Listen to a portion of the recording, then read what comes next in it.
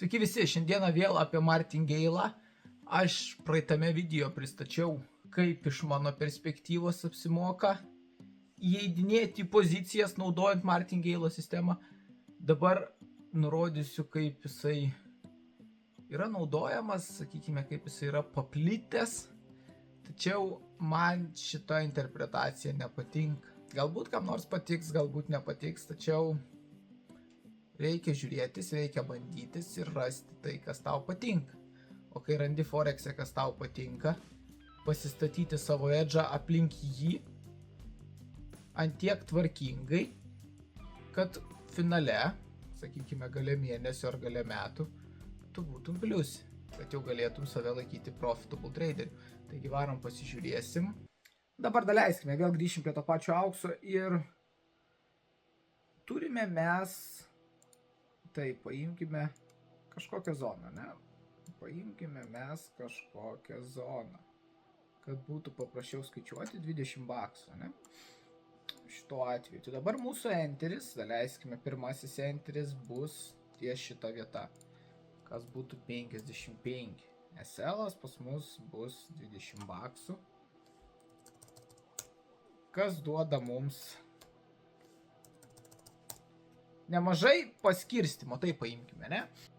Taip, dabar va turime treidą, mes auksas ir man tai nepatinka, kodėl, nes esmė tame, jog su Martingale'u dažniausiai tu gali savo risk rewardą taikyti 1:1, galbūt 1:2, kas nėra labai optimalu, ypatingai mano akimis, bet dabar daleiskime, mes turime kažkokį judėjimą. Ne, turime vat grafiko judėjimą, grafikas po truputį važiuoja apačion.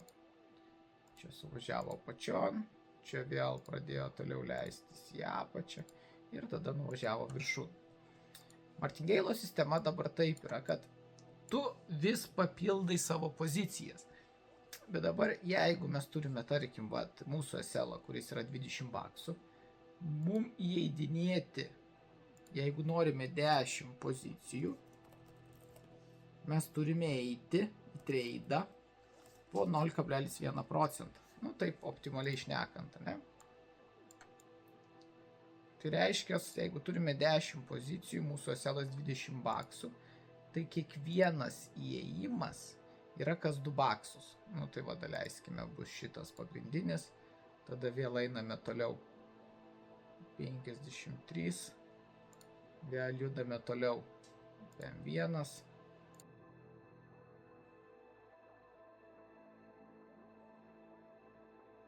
Įėjame šitaip va, reiškia 1, 2, 3, 4, 5, 6, 7, 8.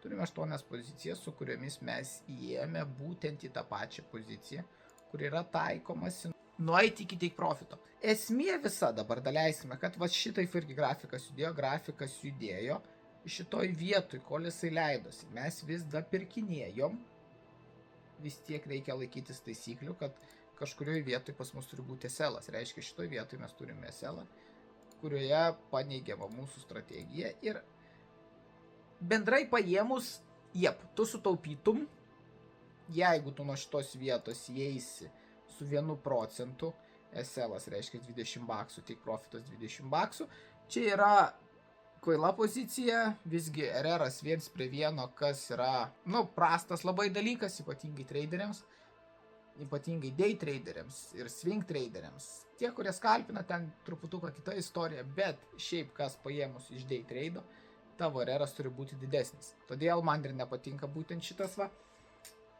stilius. Tačiau, jeigu tu įeidinėjai 10 pozicijų po 0,1%, tu įeisi į nemažai pozicijų, šito atveju 8. Ir visos tos 8 suvažiuos, reiškia, į viršų, paims take profitą.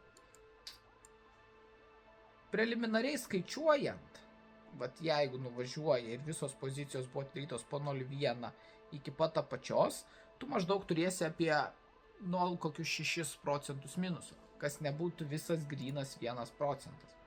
Tai čia jau, sakykime, yra ta taupimo perspektyva. Šituo atveju dabar reiškia 8 pozicijos suvažiavo, visos sukilo į viršų. Jeigu matematika manęs neapgauna, čia turėtų būti pliusas didesnis negu 1%. kas jau nėra blogai, tačiau labai daug, sakykime, šito darbo, kol tu viską susidedi. Nors iš kitos pusės dabar paimkime taip, kad tu turi tokį patį treidą ir visas tavo tikslas, tai yra ką padaryti, tai yra tiesiog susidėti limit orderius, tik profitus ir viskas. Kaina reiškia, nuo kažkur važiuoja žemyn, važiuoja link tavo to martingale sistemos, kur tu matai enterį, suvažiuoja pačion ir tu kas 2 baksus susidedi limit orderius, visose uždėdamas SL ir visose uždėdamas tik profitą. Šitaip tau nereikia prižiūrėti treido, esmė tame gali palikti, nusistatai tu savo alertus, kas 2 baksus, po to kai pradeda kilti viršų, sakykime, 50% ir tada visą 100%, tu nusistatai savo šituos tik profitus, nusistatai SL'us ir tau kaip ir prižiūrėti nereikia. Bet įeidinėjimas į pozicijas, kur tavo reras yra 1:1, tai, neapsimoka. Iš tikrųjų neapsimoka, nes long terme, nebent jau, sakykime, tu kietas traderis, atlikinėjai po 5 pozicijas per mėnesį ir pas tave balansas didžiulis, kas yra milijoninis mažiausiai, tada 1:1 nėra bloga situacija, tačiau kol pas tave balansas mažas, kol, sakykime, tavo tai pirmieji prop firmos accountai ar brokeris, 8capas yra rekomenduoja pačioje, tau įeidinėti treidus, kurių risk rewardas yra 1:1, neapsimoka. Dabar su aukselių pavyzdukas, mes šitoj vietoj turime tą tokį struktūrinį marketo pasikeitimą, kad iš važiavimo į apačią važiuosime į viršų, viskas su tuo yra kaip ir čia padoriai, tačiau kai žmogus nežino, kurioj vietoj marketas apsisukinės, tai čia jau yra informacijos trūkumas. Ir visi mes nuo to pradėjom, informacija yra reikalinga ir išmokti Forexo yra ką veikti. Todėl siūlau prisijungti meistro kursus. Dabar žiūrime šitai. Turime mes entry, daleiskime, iškart įėjome tada, kai marketas pasikeitė. Ir SL-as čia loginis būtų, kas yra vyko apačioje. Ane? Čia būtų loginis SL-as. Reiškia, mūsų SL-as gaunasi 43 baksai. Daleiskime 40, kad paprašiau skaičiuoti. Ir lygiai tiek pat tik profitas, mes reiškia, turime 1:1 treidą. Su martingale dabar, jeigu tu įeidinėsi 10 pozicijų, tavo entriai turėtų būti kas 4 baksus. Tai jeigu tavo entris ties 27, tai dabar tavo sekantis entris bus ties 23. Tai dabar galim pasižiūrėti, kiek entrių mums paimtų, vien tik tai dėl sportinio intereso. Nes kaip manot, kaina būna ir grįžta vėl į pliusą, vėl važiuoja į minusą. Ir yra tų niuansų, ypatingai, vėlgi, čia padavė viršun, važiavimas vėl toliau apačion. Ir tada čia kaina pilnai pasikeitė, nuvažiavo į viršų. Tai dabar galim pasižiūrėti, ką mes būtume čia išgimdę su martingale sistema. Tai bet kuriuo atveju pirmas enteris yra ten, kur mūsų enteris. Reiškia, ties 27. Antrasis enteris pas mus reiškia 4 baksai žemiau, kas būtų ties 23. Maždaug šitoj vietoj. Tada 19. Vėlgi, reiškia, su pirma banga mes turėtume dar 2 enterius. 19, ne? Tada kitas 15. Kitas yra pas mus 15. Dar kitas bus kiek? Bus 11. Tada vėl kaina, grįžinėja į viršų, po truputuką, sakykime, čia jau turėtumėte visą bendrą pliusą su visom savo pozicijom. Bet, jeigu sekate, sakykime, savo strategiją, kuri, kad ir kokia jį bus, jūs neparsiduodate iki kol nenueina iki tik profito arba nenueina iki SL. Toliau važiuojam šitoj vietoj, kas bus 11,7, mes vėl turime pozicijos įėjimą ir šitoj vietoj 0,3 mes turime. Dabar žiūrim, kiek mums reikia 9,9. 9,9 mes turime ir daugiau vis kaina čia pasiekė žemiausią tašką. Dabar išeina taip, kad mes turėjom 1, 2, 3, 4, 5, 6, 7, 8 pozicinius įėjimus. Tai čia būtų kažkur 9, čia būtų 10, viskas. Ir su tiek martingale sistemos entrių mes galime žiūrėti, kaip kaina suvaikščios ir kaina vėl, žiūrėkit, vėl padavė pačiom, ką padarė, vėl grįžo iki entrių. Bet jeigu tu turi strategiją, sakykime, kad ir dirbi pagal tai, tu lauki iki pat galo, kas šito vietoj būtų tik profitas. Tai realiai, jeigu įėjai su tiek pozicijų, tu automatiškai būsi pliuse, jeigu pasiekė tik profitą. Nes jeigu čia pagrindinis enteris tu įeisi su 1% ir rizikuoji 1%, kad uždirbs 1%, šitoje vietoje turėtum 1% pliusą.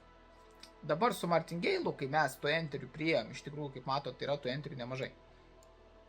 Pliusas čia būtų kur kas didesnis ir jeigu kaina nuvažiuotų apačion, mes lygiai taip pat turėtume kur kas mažiau minusų. Aš kaip sakau, čia reikėtų pasiskaičiuoti, bet jeigu taip 10 pozicijų po 0,1, kažkas turėtų gautis apie 0,6%.